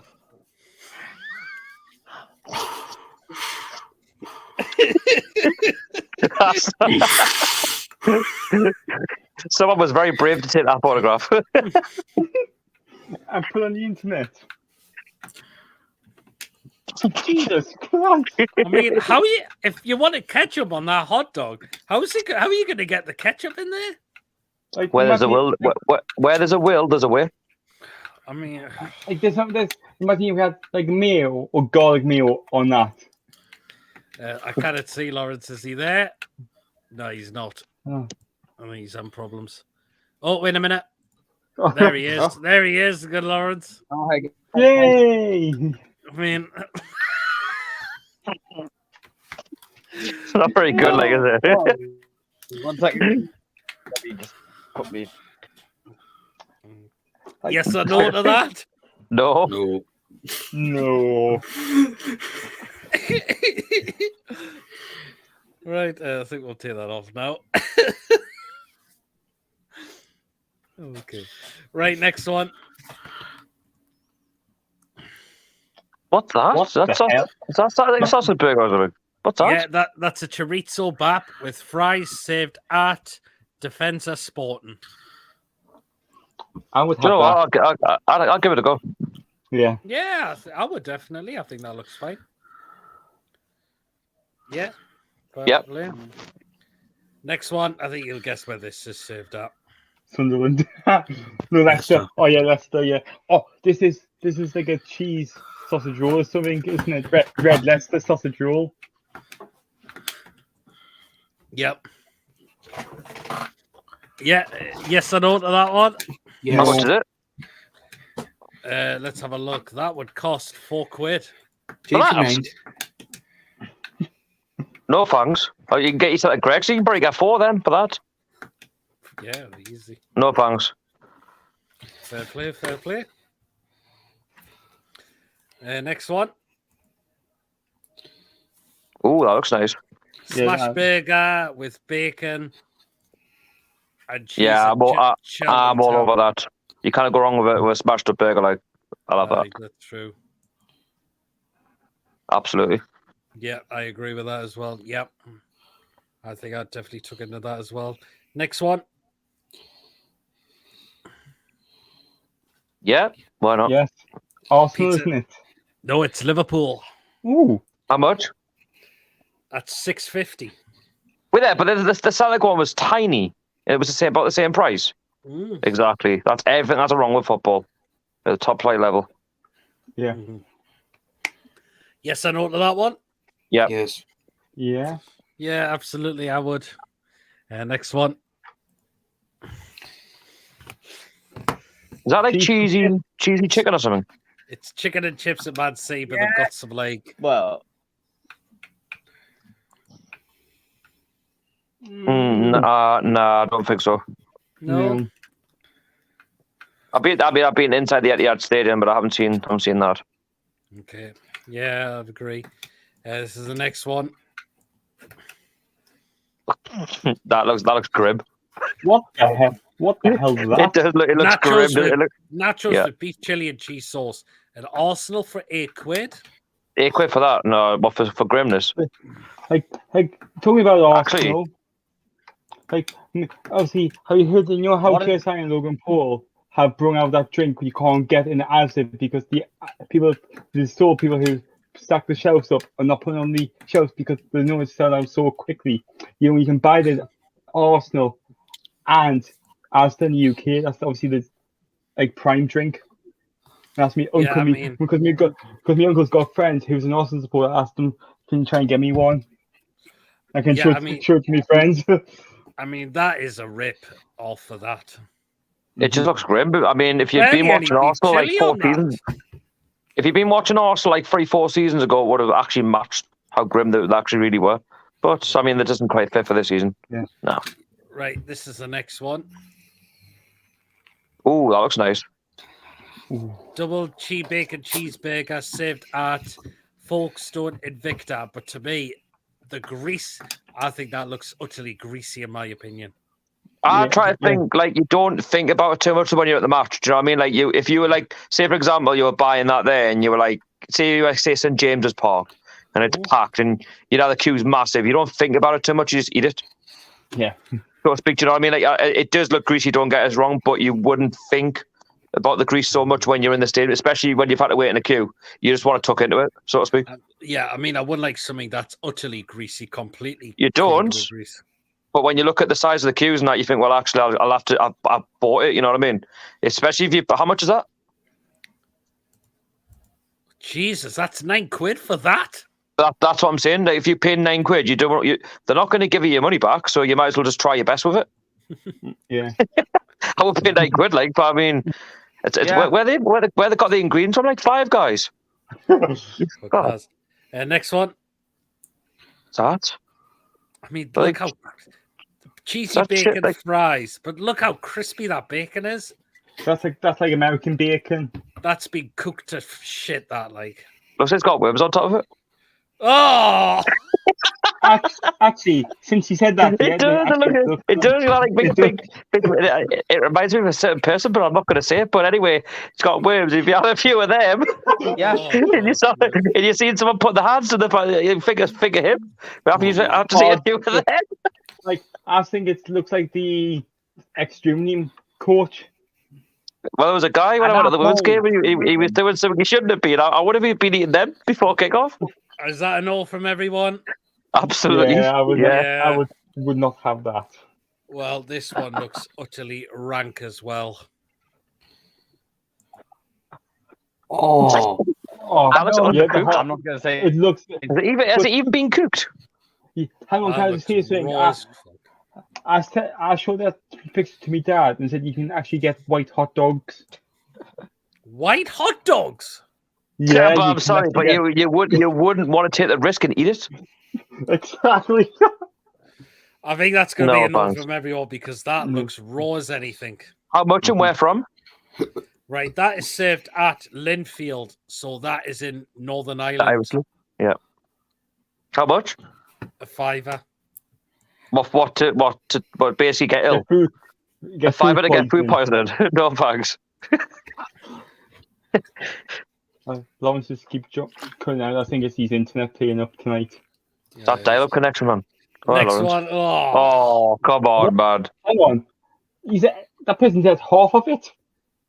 Yeah, so what's happened? It's gravy and chips. He's ate half, like if not all of it, and he's just left the last bits just for the website. Clock basically. I mean, it's pretty expensive, is it? It's served at Wrexham. Oh, Wrexham. $4.50. I'm not the gravy. The $4.50 for that. The gravy looks off. Yeah, it looks so thick, doesn't it? Yeah, it just looks off. I wonder how Ryan Wells got all that money then. Like obviously the reason I was late, I was watching the England women's game. That's why I'm late. 1-2-1. Yeah, I know. Right. Next one. What's that? Oh, Lotus biscuit donut. It's a donut. Lotus. Right. Oh, a little Biscoff's so nice. Yeah, biscuit. It's nice, but you have to be in the mood for it, though, don't you? So to speak. Yeah. I love it. I would say yes to that, definitely. I mean, bro would have it. I don't like Biscoff. Do you not like Biscoff, Lewis? No, I don't like it. I don't know. It's got one of those tastes I don't like. Oh, I love it, mate. Like, I'm gonna have to show my girlfriend because my girlfriend adores Biscoff. And I bet you honestly, like your girlfriend's brilliant, by the way, Mason. She is. Canny. She's canny because I've seen her like a couple of times now. I mean, yes, I know that it would have that donut. Yeah, Yes. but I'll give it a shot. Right, next one. And my word, you would need a big belly to consume all this. Oh, I think I know what it might be. Oh, this is a Wow. sharing packet Rangers. I've seen that This is a today, and that's about £26 from Rangers or something, isn't it? Yeah, It is 26 high. quid. I've seen that today. I thought, wow, That's a wow. Comparing that is for sharing, by the way. It didn't get as long. It looks nice. I would definitely. I wouldn't say I'd give it a go. I would obviously I'd share it with somebody, but I tell you, it's nice. I wouldn't eat it all. Like for example, like the people who we sit for the football gated with. I tell you what it is. That is sub effort that though to put all that together. Yeah, for 20 and for 26 quid as well. That's cracking value as well. Oh, I think Liam's there. Liam, you there? Yeah, I'm just in the dark. That's all. All right, that's no problem. Liam, what you doing? Liam, what you doing in the dark? What's the matter with you? Watching Liam. porn. No, I'm joking. Liam, Yeah. we've now got Liam. It's there. You go. Let's see the light. The light is the takeover. It's not Mike Ashley here anymore. He's arrived in your castle. Why you stay? Wait. Oh, actually, no. That's. I was going to say why you staying, but not for the internet. Hang on. Hashtag cancel I'm 1 not- year. I'm not saying that. Yeah. That's no problem. So, was that yes or no to that one? Yes. I'm not a competitive eater, so that's what I'm going. Okay, where I'm up to. Next one. Oh Jesus Christ! What is that? If there was more cheese in it, I would actually give it a go. But because there's not enough cheese in it, it just looks dry. That looks Looks vomit. really- That looks vomit in a Right. tree. Vomit in a tray. Just a bit. I think you just need more. I think to be honest, you need more cheese in it. Like it just doesn't seem like there's enough, and that's what makes it dry. Yeah. Add more cheese to that, and it's fine. It's a winner. That's a no from me for that. That's a no for me as No. well. Yep, I can imagine. Right, next one. We've got 3 left. That's not for me. No, No. that's That's grim, that. That's Tropeo, pork rice, beans, egg, and No, not crackling fine. at Cruzeiro. It's in Brazil. It's like Oh, food what- that you just brought up. I thought I was in Japan. That Yeah. I generally thought I was in Japan. I've always been like one of the Asian countries. Yeah, possibly. Nah, I don't think I would as well.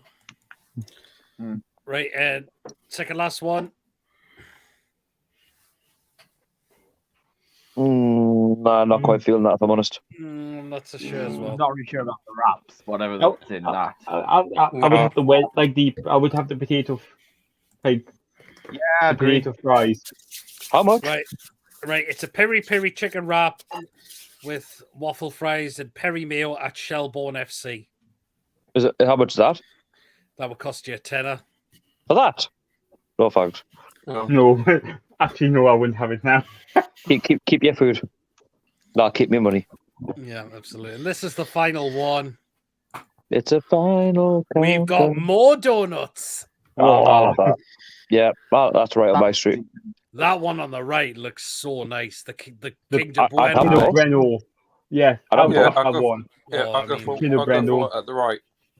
I'd have both. Oh, why not? I'd have Yeah, both, yeah. mate. I would definitely tuck into those, definitely. How about on the left? Cause it's called a Lotus. I mean, the Bueno one looks so nice. So, Yeah. yep. Fair enough. Right, and that concludes today's food pick. So we'll get through the comments and see what we've been. Some of them you said it was you did, Liam. So you did. Yeah. Pork looks okay. Liam says, "Yeah, you're not a pork fan." £6 for a pizza. It's the size of a coin. Exactly. Breakfast looks okay. finger in a bun. Is that the hot dog? Yeah. Good evening, lads.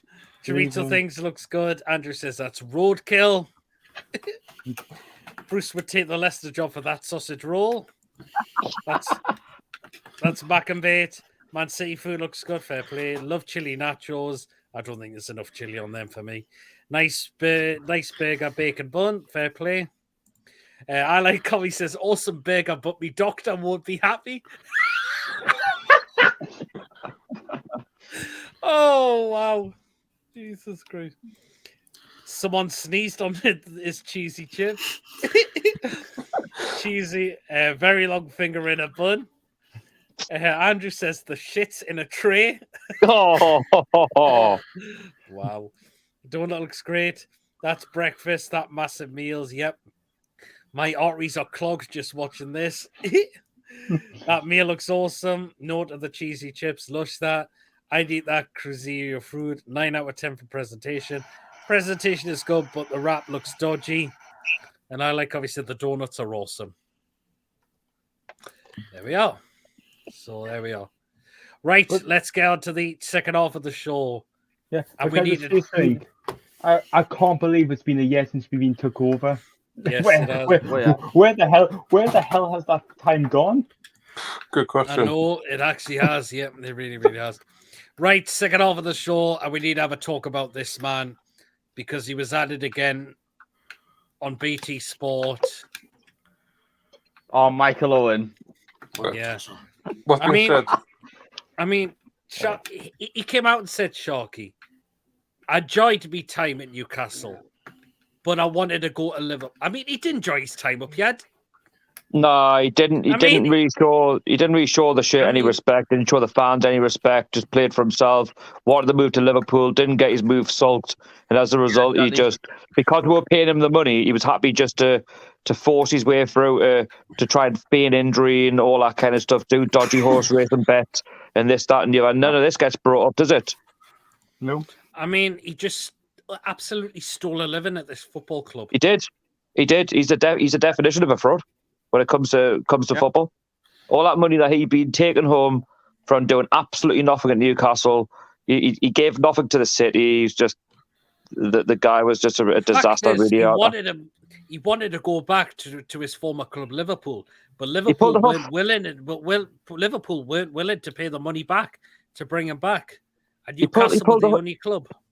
He pulled the huff because he didn't get his own way. That was it. Do you know what I mean? The only reason he moved here is because we obviously put the higher offer in. Madrid gave him that option. Do you want to go to Newcastle or do you want to stay? But unfortunately, you'll not be first choice. Which, it's Real Madrid you're talking about. You know what I mean? They get all the best players. Look what happened. He went to Man United. Did he want to go to? Did he want to go to Man United?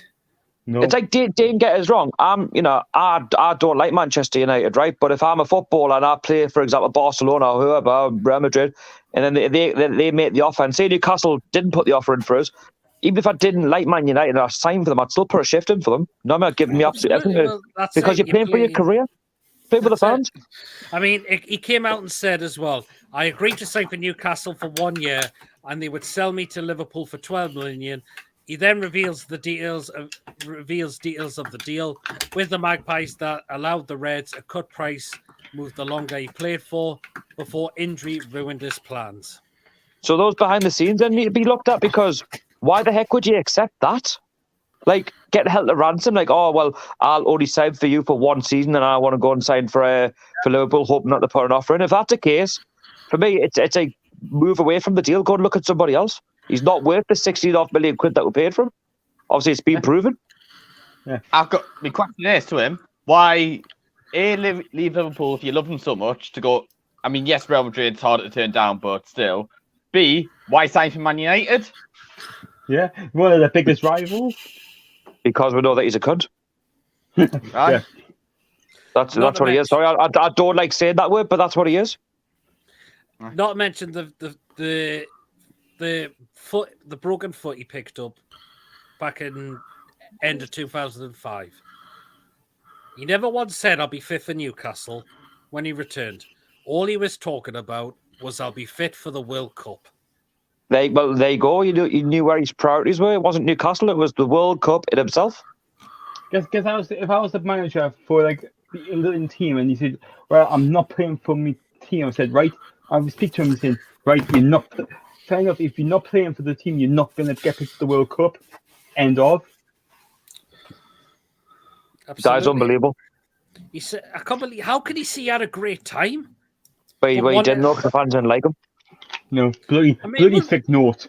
Remember when the signing got revealed and you see thousands of fans turn up? That's why the only bit he enjoyed. That's to been the only bit he enjoyed. And remember the final game when it came to Villa away on the verge when we got relegated, and he didn't show up in that game one bit. Shearer brings him on to try and save us. Didn't want to play. He told you he didn't want to play. He told you he didn't want to play. Shearer wasn't happy with him. He didn't want to play originally because the guy didn't have the balls to know what it was to fight in a relegation battle. Aye. Because he'd been so used to like milking clubs for what they had financially. Yeah, didn't get us wrong. He was a cracking player back in the day, and obviously his career took a bit of a turn from Real Madrid. But at the end of the day, like you signed for a football club, whether you like them or not, you still got to put a shift in for them. They've signed you. You do. You've got to give your role for the fans. You've got to give your role for the community. At the end of the day, it's your football career that's on the line. It doesn't last. It's only a short career. At the end of the day, it doesn't stop for you. Exactly. He then goes to Man United after that, which I did see. He got many games week in, week out. And then he finished his career at Stoke City. Yeah. After all teams. A wet and cold Stoke. John Walter's ahead of him in the pecking order. Peter Crouch? Oh, yeah. Wasn't it? I'm not 100% sure. I mean, he Well, spent John 3 Walter's and years Peter Crouch. after us. He spent 3 years at Man United, only scored 5 goals. And when he went to Stoke, he only scored 1. Jesus. Well, there you go then. We all know why he went to Stoke, though, didn't we? Money? Yeah. Yeah. I like how he says Wrexham needs to shut down seeing that gravy. I think Owen went to Man United to get a final chance to play for the World Cup. And he didn't get... I mean, it just, I've got nothing good to say about him, if I'm being brutally honest with you. Nothing. I mean, remember when he did that time in 2019 when he said, "Oh yes, I remember your for Newcastle." I've still got that video up, and I've got the video up on YouTube, and I went absolutely mental about it. Like, well, the guy's a disgrace, as far as I'm concerned. The only thing that he has to have enjoyed, right, or two things. There's probably the odd time playing next to Shearer alongside him, but the other one was obviously when he signed in, he had the thousands of fans like clapping him and supporting him, but then obviously he shot back in my face, didn't he? Back in my face. That was it. But then look at him now though. Now we've got the takeover. He'd be like, he'd be all over. Oh, look at these, and I wish I'd done this. I wish I'd done that. Shut up, man. Like, we will say like we're just bloody greedy, bloody. No, but have you seen the so-called not just Mike alone, but all the other pundits, the ones who were slating one to Mike Ashley? They're all coming out the woodwork now that we've got the takeover. Oh, I wish the fans this. I wish the club that. Oh, I wish they'd done this. I wish they'd done that. But when Mike Ashley though, apparently we're all wrong. Everything that we say is wrong. Yeah. Like, we're not allowed to be honest. Have you heard? Did you hear what? Even how Man United are £7 million in debt. Mm-hmm. Apparently, before the PFF bought us, they looked into Man United paying £7 million. Yeah, but they turned them down. Yeah, they turned them down because they don't. Because Man United didn't want to mention it. Surprise, surprise. I said, right, if we can put that much money in, we want to be recognised. Man United are going down the pan. They won't last. That's the thing. He also went to say, when I was leaving Real Madrid, I spoke to Liverpool. They wanted to buy me back. They put in a bid of 10 million. They sold me for 8, put in a bid for 10 million. And I thought, I'm there. I'm going to go home. And that didn't happen. Well, I said he was all set on Liverpool, and obviously Liverpool had other ambitions. Look at the players that they had, like, at the time. They'll go for the likes of Suarez, isn't it? And when Perez, there was the time at Madrid, said, okay, well, it's Newcastle. And Michael Owen, I was like, what? I was told, obviously, on the QT by Liverpool that they were going to put a bid in, so I assumed it was them. I was like, no, I'll go back to Liverpool, but I'm not going anywhere else. He said Newcastle have bid 60 million. If Liverpool do that, you can go there. But if not, you either stay here or go to Newcastle. I was like, okay, I'll stay here. Obviously putting on a poker face. He then left the Spanish side to join Newcastle in the hope of keeping his place in the England side due to fears of limited first team opportunities and of the 2006 World Cup, but revealed how his deal always offered a route back to Anfield. He said, I spoke to Liverpool again and said, if you just go to 12 million, I'll hold me nerve and force them Madrid into a corner. But Liverpool said we can only go to 10 million. So I then had a big decision to make. We had just signed Robinho. We already had Ronaldo and Raul. We had a World Cup coming up at the end of the year, and I needed to play all of the time. I spoke to Newcastle, and Newcastle agreed that if I signed for them, I could do 1 year, and then they would then sell me to Liverpool for an agreed fee of 12 million. Then if I do another year, then they'll sell me to Liverpool for 8 million and another year for 4 million. So every year it would be more attractive for Liverpool to buy me back.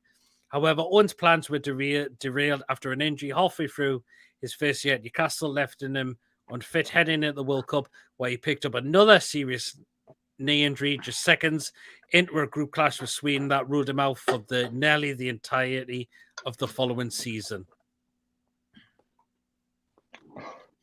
But the thing is, Madrid were never at fault, though. At the end of the day, they said, well, we'll just keep you then if you don't want to go to Newcastle, and then we'll review it like later on down the line. So obviously, Owen obviously wanted the World Cup spot.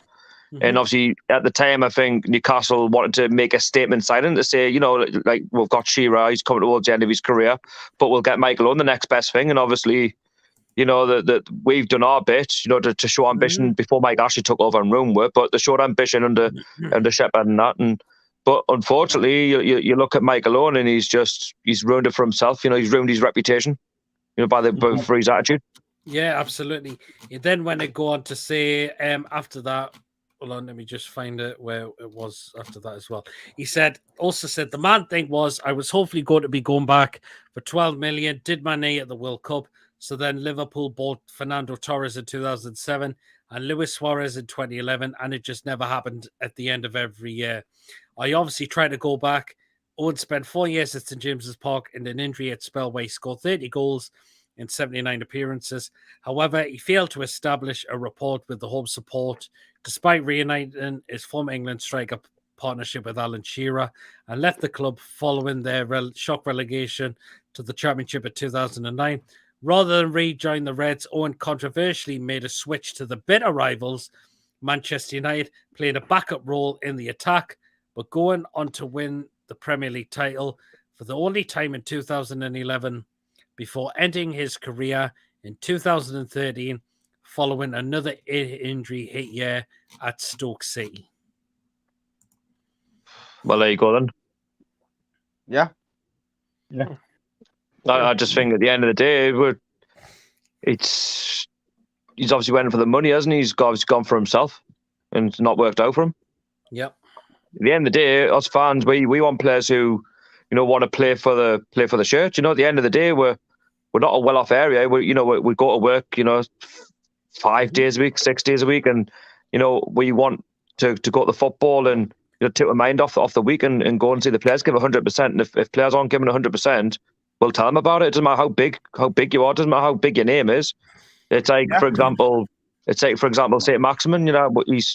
He's a fan favourite, but if he's having a poor game, we'll let him know about it. Oh, you know yeah, what I mean? It's like down the line. Isak, for example, if Isak were paid all this money for him, he's doing good now. But if he has a poor game, we'll let him know about it. Like, we're honest fans, and we'll say it as it is. At the end of the day, we'll not be pushed around. Doesn't matter who you are.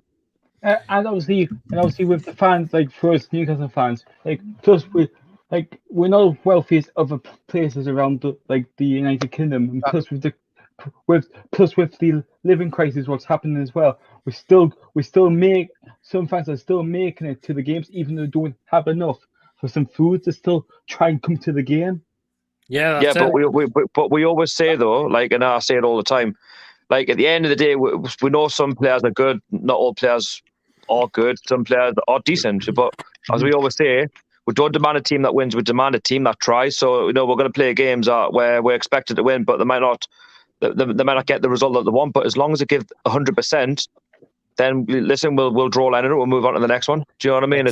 But when you start making like snide remarks like Michael Owen, for example, and you know tarnishing your reputation like that, it's no one's going to look back in your career and think, you know, you were perfect because you weren't. You know what I mean? And, no. Yeah. Well, I like Covey says, Owen did score some crucial goals for Man United, like the Derby goal in Fergie time and the odd cup goals, but missing a majority of the games he played with them too. Did deserve a Premier League medal with them. Exactly. I think if you make more than 5 appearances and you score so many goals, you get your medal. So that's what's done it from. Absolutely. Yeah, that's it. Are you noticed that one since? There you are, absolutely. So Michael Owen. Because they don't have Fergie, they don't have Fergie time for Man U. No, they don't. So Michael Owen, in the words of Paul, is a monumental bell end. Yes. Well, he is. Antique if he's first shit.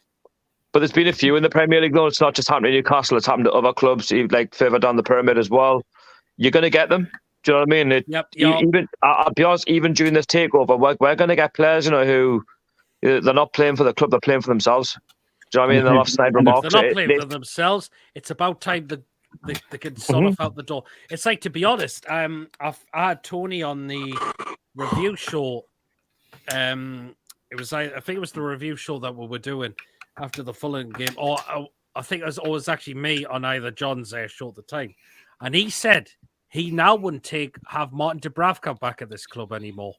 Well, he's another one. Like I don't know what it is with Martin Dubravka, because I do actually like, you know, I liked him when he was at Newcastle. I thought he was, you know, I wouldn't say as far as he's a legend. He was just he was a good servant to the club, but the way it's worked out over the course of the summer, he's just spat his dummy out. He's thrown the toys out the pram, and he's gone to Man United, hoping that he's going to get first team football. Oh no, he's going to be on the bench here. The doors just slammed him in the face, basically. He's not got the Europa League games that he was hoping for, and David De Gea just keeps playing them. And it just seems like he's getting no competition. He's got to continue to play for Manchester United until he makes the odd mistake. But let's be fair. We fetched in an England international, Nick Pope, who's done brilliant for us. He's proven, though. He's proven. Dubravka's not willing to fight now. Didn't want to fight for his place because he was getting away with it previous times when our backup goalkeepers were either Darlow, Gillespie, or Woodman at the time. As soon as Pope came in, he wasn't going to fight for his place. I'm disappointed by the behaviour. And to be honest, I think I'm on the verge of agreeing with Tony. I don't think I would welcome him back now. I'll let him go in January, mate. I'd let him go, but I don't blame him for like wanting first team football if Pope's ahead of him. But I'm happy. But why he's been daft there though, because he could have went to another club where he would have got first team football. Like David De Gea's not going to leave that number one spot though, is he? Let's be honest. I think Leicester would have been. I think Leicester would have been a good move for Dubravka. He should have went to Leicester. The money was there. He should have went. But that's only if Leicester actually bid for him, which they probably should have. Yeah, if you went to Leicester on loan, and Leicester City playoffs, plus you can't play for Leicester anyway. Yeah, and like Covey says, I'm disappointed with Dubravka's behaviour. We all are. It's like now, if you don't want to be here, you know where the door is. The thing is, what I like about Nick Pope, and I compare him Nick Pope and Martin Dubravka. Nick Pope's good with his feet. Like he's very good at clearing the ball. Whereas Dubravka, didn't get us wrong, he was brilliant for us, but in crucial times of the game, especially when we need him most, he used to have especially towards the end, he'd have like a bag of nerves or something like that, and he kicked the ball into the stands. I'm like, you don't need to do that. No, do not kick the ball into the stands. Like, what are you doing? His distribution was letting him down. Where this Nick Pope's distribution's been very good for us. He's a safe pair of hands. Yeah, it's like people will say, "Oh, but Nick Pope was poor in the England games." That's because he had shite playing in front of him, which didn't help him. Harry Maguire.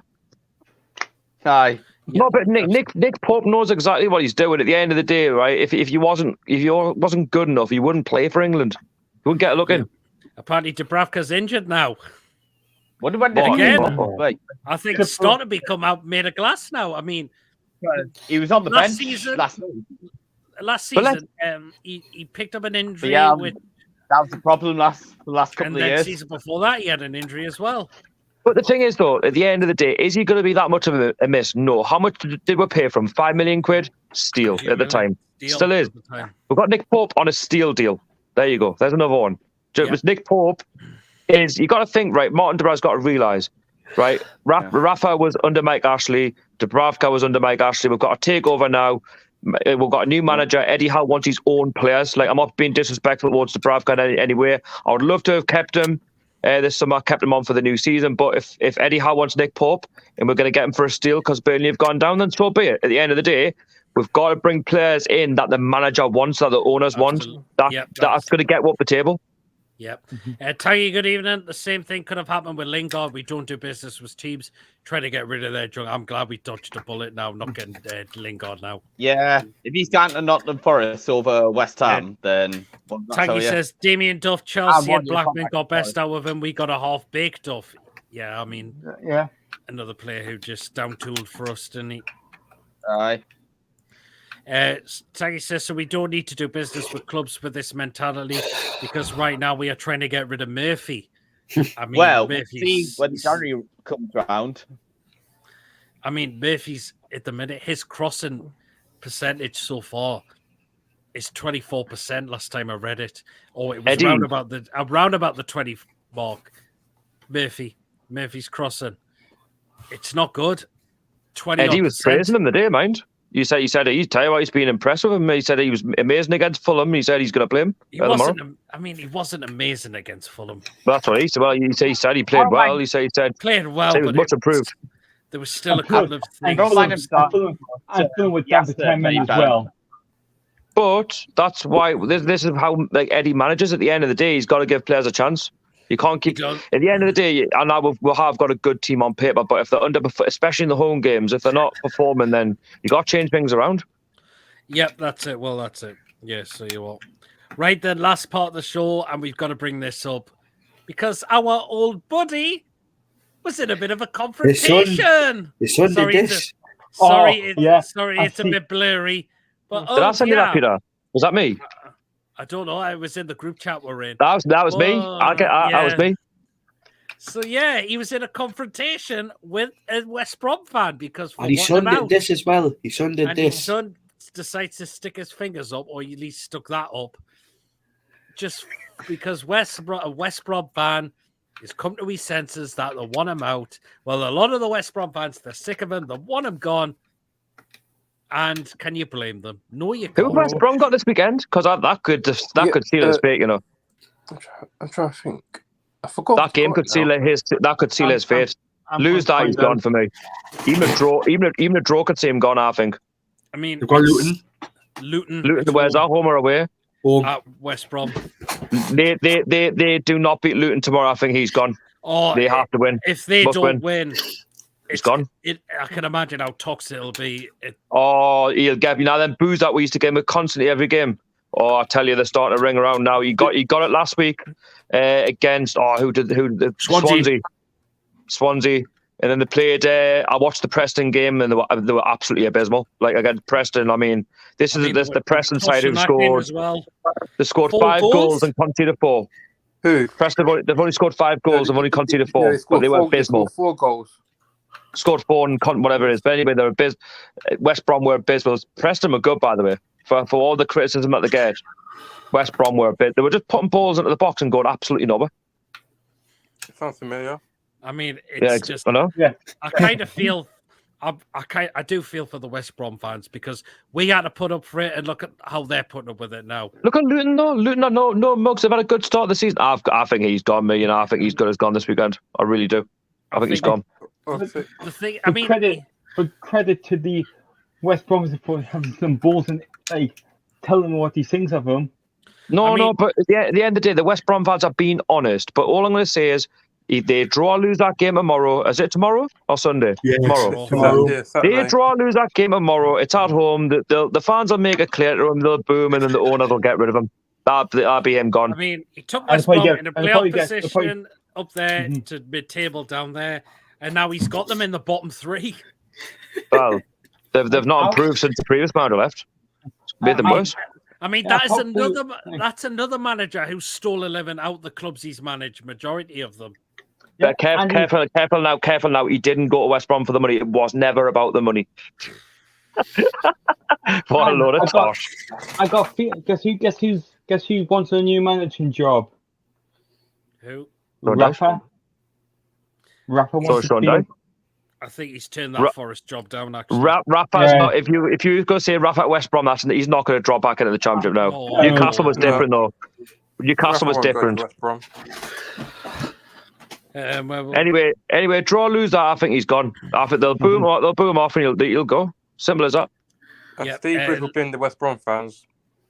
Yeah, absolutely. Louis, good evening. Hi, Pete and panel. Looking forward to the game. We'll see you tomorrow. Yes, we'll be stand outside the usual spot before the game. Eddie was praising him. He has put him under the media for the upcoming transfer window. He's relating to Murphy. Every game is a hard game where West Brom are third bottom. Well, they've had bottom 2 win as well. They can go further. They can be another bottom. Yeah. I like how he says Bruce is waiting for his payoff probably. That's why he's playing bad to get sacked. I think he should just call it in terms of management after this job. He won't though, because he knows I think there'll be a lot of clubs looking at it thinking if they're in search for a new manager, they'll want to keep well away now. Like he's probably not even good enough to be a manager in the National League. It's not that though. Steve Bruce is that type of manager, right? He'll have maybe a few months out, and then you know what? He loves, obviously we know he loves football. He was a good player, but a shit manager. But he's that sort of. He obviously loves the game. He's made it perfectly clear.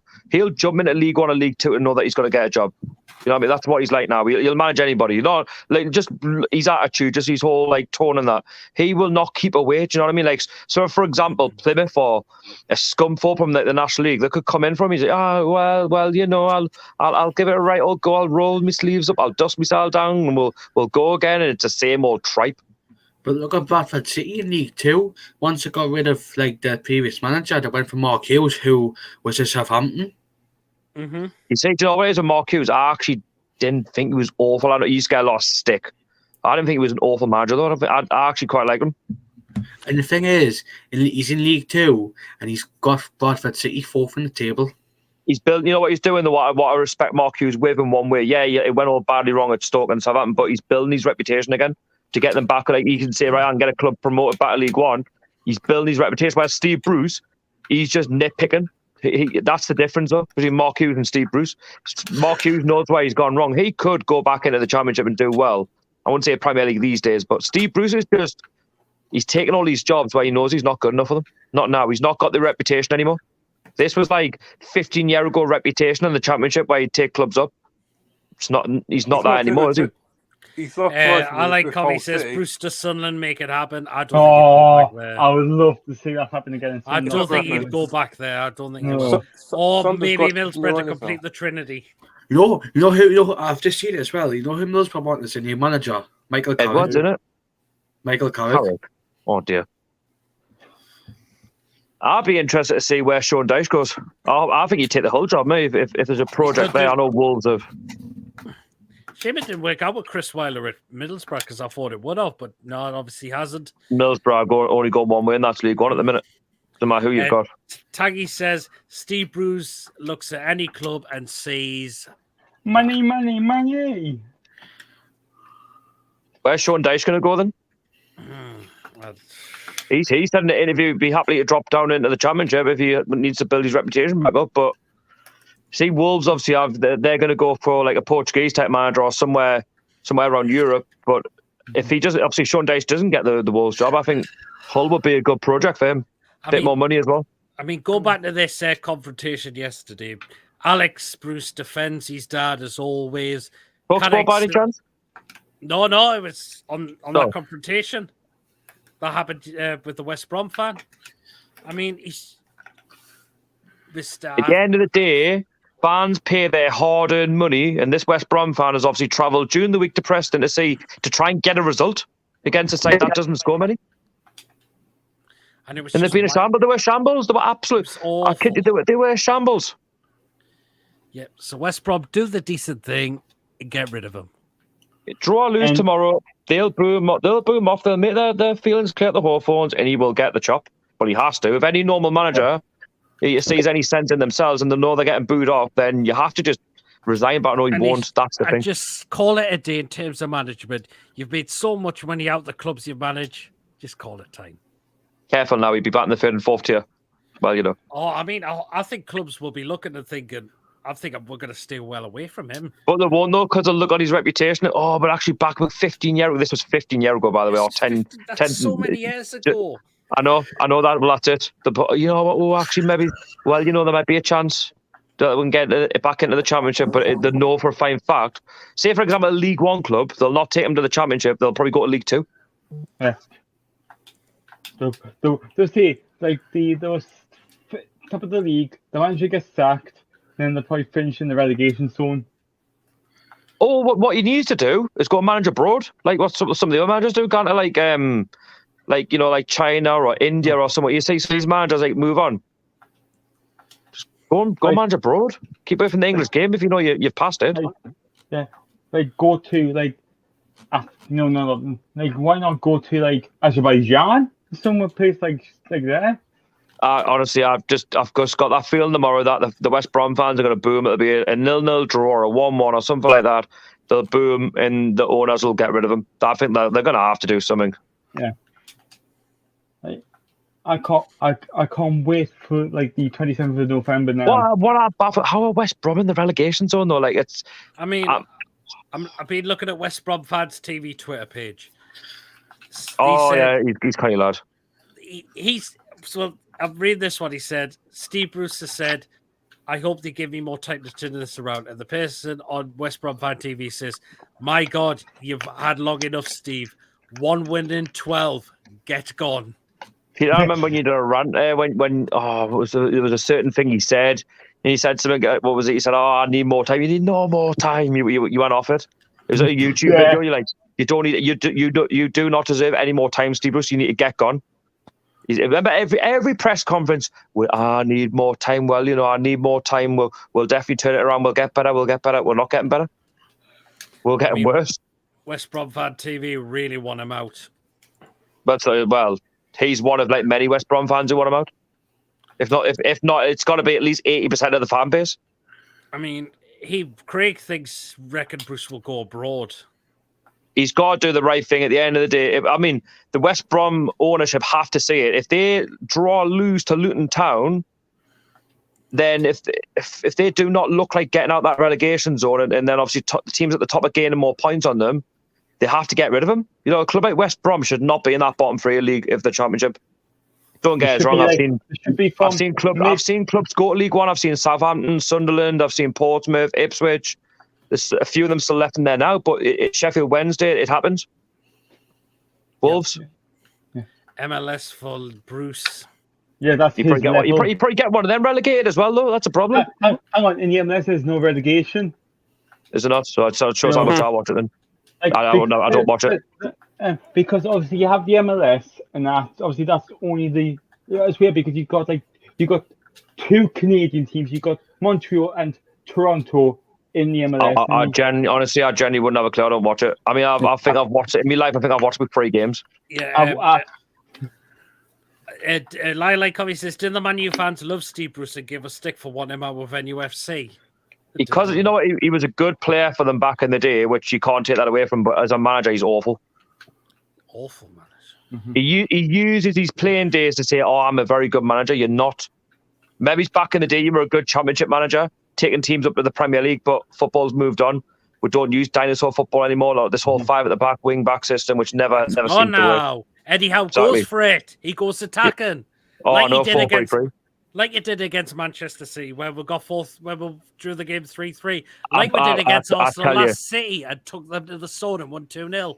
Be funny though. You know what it is though? With Steve Bruce, about Bruno Guimaraes, she'd probably play him at the back. That's how stupid he is. And Taggy makes a good point here. Remember this under Steve Bruce? 1 win in 21. I remember that. Yeah. The reason why he was still in a job at that time because it was Mike Ashley. It was not willing him, and he was not willing him to relieve him of his duties. He wasn't ambitious enough. That's a problem. All he was there for was the money. He'd help his businesses. As soon as it came to the new ownership, they said to Bruce Wright, "You can have 1 game, but if it goes tits up, out the door you go." Do you know what? I don't even think he got 1 game of him. I think they just gave him to say, right, yeah, listen. Well, for some reason, it would have been because it was his 1,000 games as a Premier League manager. He still would have lost his job. So that for me, he lose. I said right from the get go, it's you know what's annoyed me in one way. We had the takeover, but yeah, it fell on his 1,000th game. I just but anyway, we were glad we got it. I'm buzzing that we got the takeover, but I think that did it out would be nice. Hey, listen, Steve. Thanks for your service. You've done all these games as a manager. You deserve game 1,000. Not that as a fan base we say that he does, but out would be nice to say, listen, win, lose or draw, we'll give you game 1,000, and that's it. Be done with it. Regardless. It goes shaped, you're out the door regardless. Well, could have hammered Spurs, and he still would have lost his job. At the end of the day, they want their own people in, and that's what they've done. Eddie's been a breath of fresh air, as I'd expected. Yeah, and I believe Eddie Howe could continue to be a top manager. He'll win. If he's back, he'll win. He's still got loads of years on him. He's still going to be learning at the time, considering he's still in his 40s. He's got loads of time as a manager. Do you know what's scary about Eddie Howe, though? How good he is, how tactically aware he is. It's like when I watch him in the dugout, he's just so intelligent. Like he knows exactly what he wants and what he's doing. But if he continues to get backed, I can say right now he'll win with a trophy, whether that be the FA Cup or the League Cup. I think he's got the know-how to do so. Do you know what I mean? He got asked about the Europa League conference in Europa League, saying, "Oh, it's been downgraded." He goes, "Oh no, I don't do stuff like that. I go for everything." I goes, "Well, that's what I want to hear." Yeah, that's it. I mean, I know he wasn't going to win out with Bournemouth because in terms of being in the Premier League, because Bournemouth don't have a lot of don't usually have a lot of investment. Oh, they do now. They're getting a billionaire. They're getting a billionaire this weekend. Yeah, they're getting an American one. But now he's come to us. He's getting really backed. He's getting all these good players in. But he wanted the job, though. He said in his interview the day he was really gutted actually in one way because he thought Unai Emery was getting the job, but he had to put it behind him. But then obviously he got the call and he just took it with two hands. And boy, listen, I want to get a good old go and look at him now. Taggy says, imagine having over 1,000 games as a manager though and struggling to get a 25% win rate. Worse than the Premier League. It's worse than Premier League history. He's awful. And I like how he says, how did Bruce win Manager of the Month for us? My God, that was I know. because the performances were still dross. It just because no one else could be part of that month, and they just thought, I'll give it to Steve Bruce, just paper a few cracks for the fans. If people if people want to buy the tickets for the women's game, you can buy them. You can go to the club shop and buy them.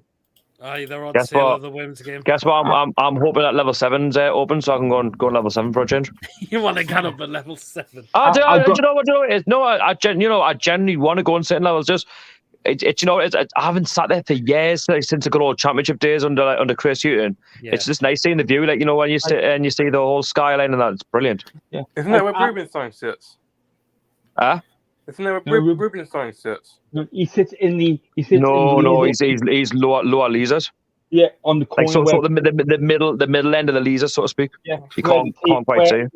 Because where the BT and Sky, if they were in the studio inside the ground, he sits just below there. Oh, I love my seat at the minute in the Gallagher. I love my seat in the Gallagher as well. Good part. Don't get us wrong. I'd sit anywhere, me. I'm not fussy. I mean, for the Crystal Palace game for the cup, I've got my own seat for that game. Yes, I have. I've just got mine. Just got mine today. I got mine yesterday. I like what they've done there, man. They should probably have done that at the start of the season, like season ticket holders, and then what they used to do. But it is what it is, I suppose. Because for the women's game, my God, them tickets were cheap. £3. Well, it's normally is £3. This is the same. Like my season ticket, obviously, it's a disabled season ticket. My dad gets his as a carer, and my dad got his ticket for free. My ticket for £3. Basically, it's £1.50 for me and my dad to go to the game. Tell you what it is, mind. The fact it's at St James's Park, they've missed a trick, because they went, if you don't pay now, when you pay on the day, it's £6. Mm-hmm. But the thing is, the fans will pay £6 though to watch that. It's St James's Park. They've missed a real trick there. I know. Yeah, I'll pay £6 personally. At the end of the day, they're a team for the future. Yeah, I definitely would as well. So, I mean, I've got mine booked there for the 27th of November as well. Someone let me know if level 7 is open. Please let us know. If it's not, then I'll sit lower down. The standard's been open so far for the game. I found out this yesterday when they got to get the cup game for the Carabao Cup. I asked them, "Can you get your own seat today, for the women's game?" He said, "No. The East End's going to be open. Then, if demand happens, they're going to open the you got to get in Lee's end. And then maybe even the level 7 if it gets more popular. Well, I'll tell you what, you let me know if level 7's open and I'll be sitting there for the game. You let me know.